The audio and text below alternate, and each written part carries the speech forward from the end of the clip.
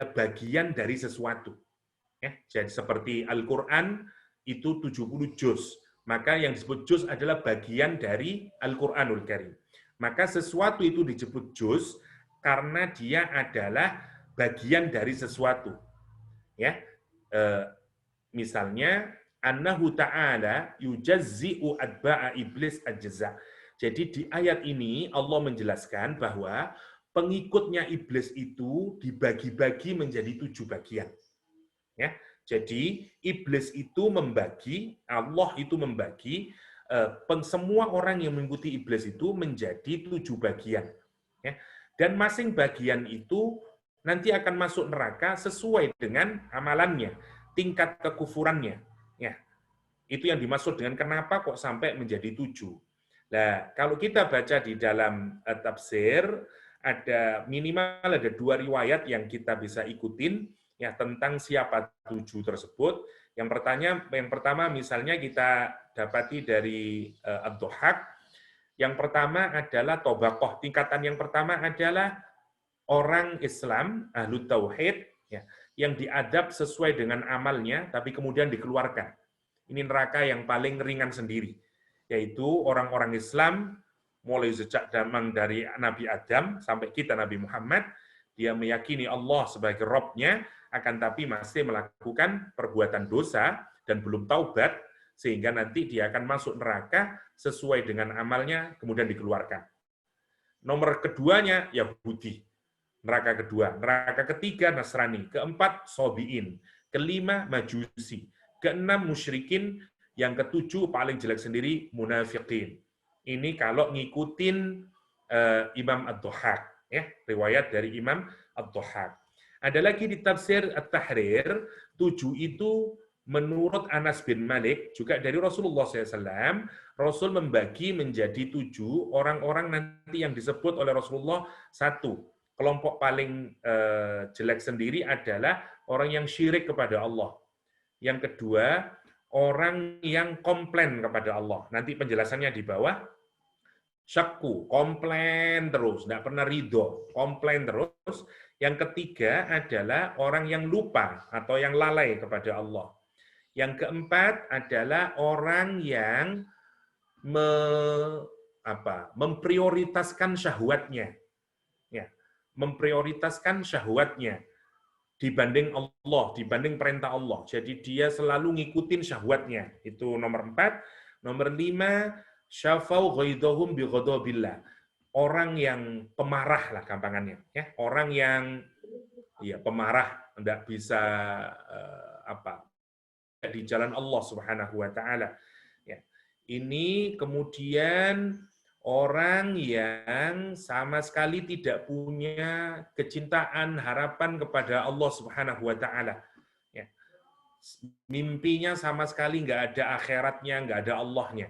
Dan yang terakhir adalah orang yang keterlaluan, sudah tidak berada di jalannya Allah SWT, namanya atau. Penjelasannya ya. Penjelasannya menurut Abu Abdillah Husain dalam kitab Minhajuddin, penjelasannya nomor 1 itu adalah siapa yang dimaksud dengan musyrik di sini adalah ats-tsanawiyah, orang yang menyembah selain Allah SWT.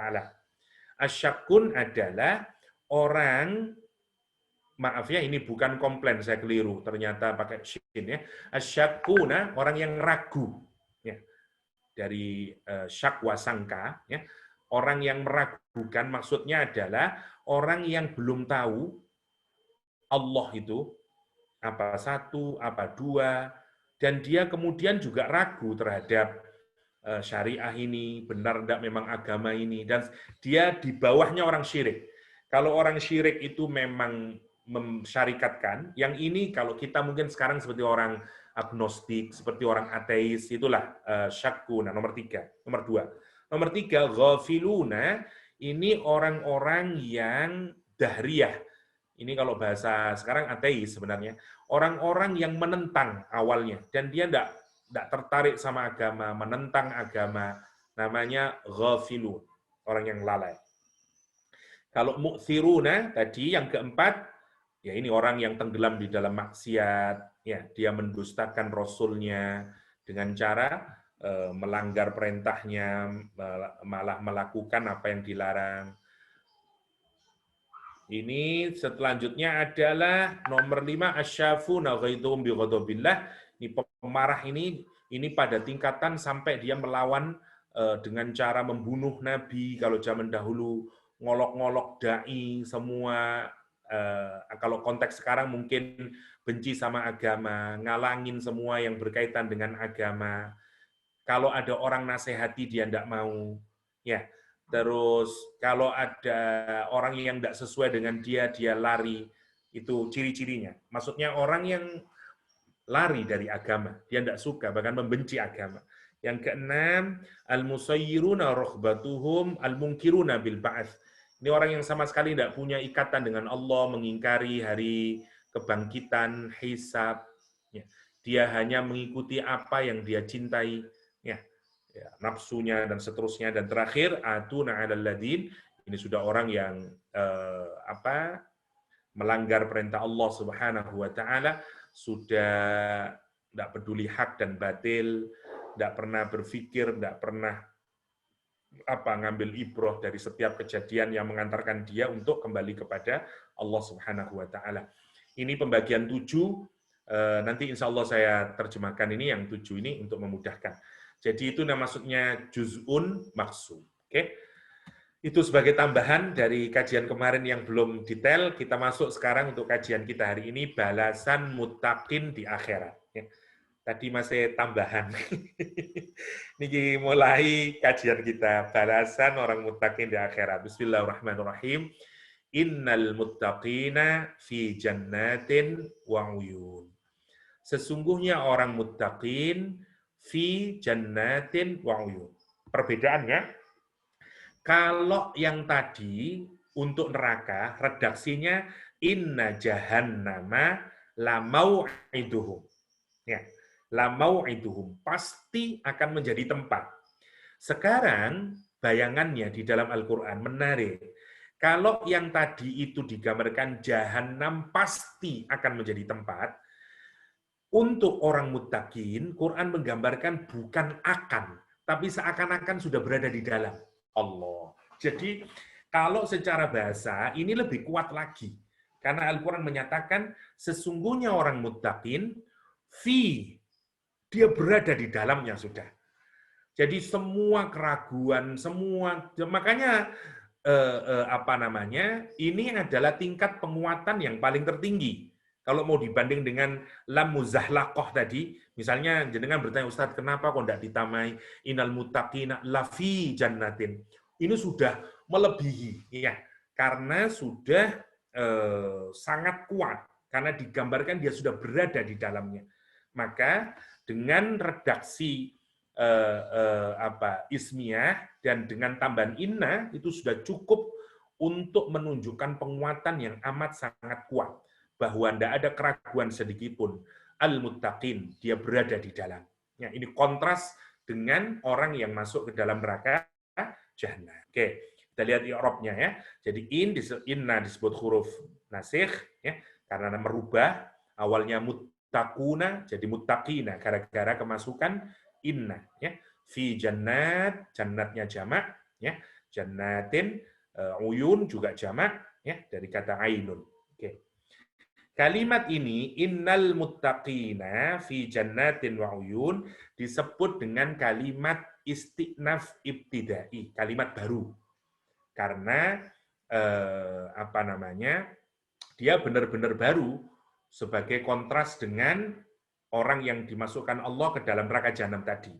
Yang mengungkapkan perpindahan dari ancaman kepada pendosa, wa'idul mujrimin, tadi orang yang masuk neraka jahanam, menuju berita gembira buat muttaqin, bisyarah al-muttaqin. Dan ini merupakan kebiasaan Al-Quran untuk mengaitkan ancaman dengan kabar gembira. Atau disebut dengan irdafun nidarah bil bisyarah. Nah, gini. Cara Al-Quran untuk agar sesuatu itu benar-benar masuk kuat ke dalam diri kita, itu seringkali Al-Quran menggunakan model lawannya. Gini ya, orang itu tidak akan pernah benar-benar berkeinginan untuk menjadi sehat kalau dia tidak pernah sakit. Ya. Orang itu agar cinta sama surga, maka salah satu caranya adalah dihantarkan dia ke neraka. Sehingga dia kepingin untuk masuk ke surga. Maka oposisi ya mengaitkan sesuatu dengan lawannya itu salah satu cara agar orang itu kemudian memilih sesuatu yang benar-benar berbeda secara 100%, kira-kira begitu. Karena kalau masih ada kemiripannya, ada orang masih saya yang situ sajalah. Nah, ini caranya Al-Qur'an. Kan itu sering kontras itu dihadirkan agar benar-benar masuk ke dalam diri kita. Ya. Sama, kita tidak benar-benar tahu nikmatnya sehat kalau kita tidak pernah sakit. Begitu juga dan seterusnya. Maka kalimat ini disebut dengan mengaitkan ancaman dengan kabar gembira, tujuannya untuk itu. Biar setelah kita tahu neraka benar, kemudian saya takut. Satu-satunya sekarang yang saya inginkan adalah bagaimana saya bisa tidak termasuk di antara juz'un maksum tadi, 7 kelompok tadi. Maka kemudian kita digiring menuju ayat innal muttaqina fi jannatin wa uyun. Oke. Asbab nuzulnya. Asbab nuzul ayat ini adalah ada kisah menarik dari Salman Al-Farisi radhiyallahu anhu. Lamma sami'a hadhihi ayah, ketika Salman Al-Farisi mendengarkan ayat ini, ya, ketika Salman Al-Farisi mendengarkan pertama kali turunnya surat Al-Hijr, wa inna jahannama lamaw'iduhum ajma'in, ayat 43, ya. Wa inna jahannama lamaw'iduhum ajma'in farra thalatha ayyamin minal khauf. Dia lari 3 hari, ya, la yaqil, sampai seakan-akan dia tidak bisa berpikir. Karena apa? Karena ketakutan mentadaburi ayat 43 surat Al-Hijr. Salman Al-Farisi. Jauhnya dengan kita ya, sahabat dulu itu. Dia mikirin wa inna jahannama lamaw'iduhum ajma'in. Karena ada kata ajma'in itu loh. Itu dia mikirin, sungguh neraka jahanam adalah tempat yang dijanjikan buat para pengikut iblis semuanya. Dia mungkin berpikir, saya juga kadang-kadang melakukan perbuatan salah, dan itu membuat dia ketakutan, karena mikirnya mungkin saya akan masuk neraka. Sampai dia seakan-akan la yaqin, sampai nggak waras. Faji'a bihi ila Rasulillah SAW. Maka kemudian Salman didatangkan kepada Rasulullah SAW. Fasa'alahu, dan kemudian Salman ditanyai oleh Rasulullah SAW, ya, dia bertanya, Salman bertanya kepada Rasulullah, ya Rasulullah, unzilat hadhil ayah wa inna jahannama lamaw'idum ajma'in.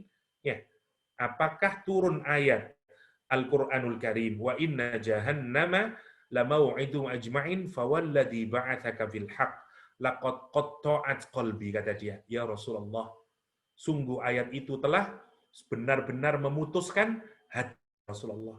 Kenapa? Karena menakutkan ayatnya la mau'iduhum ajma'in. Maka turunlah ayat ini. Wa innal muttaqina fi jannatin wa uyun. Wa uyun. Masya Allah ya. Jadi tidak bagi orang muttaqin, dia tidak akan masuk ke neraka jahanam. Tapi justru dia akan berada di jannat wa uyun. Wa uyun. Oke.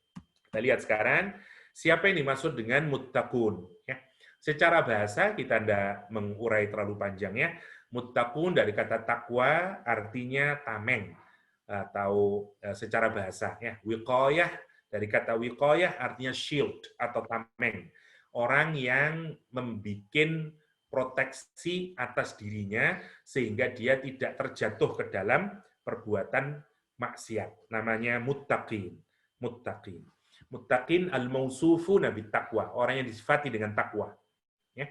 Kata Ibnu Abbas, muttaqin adalah orang yang takut terhadap kekufuran dan fawahish.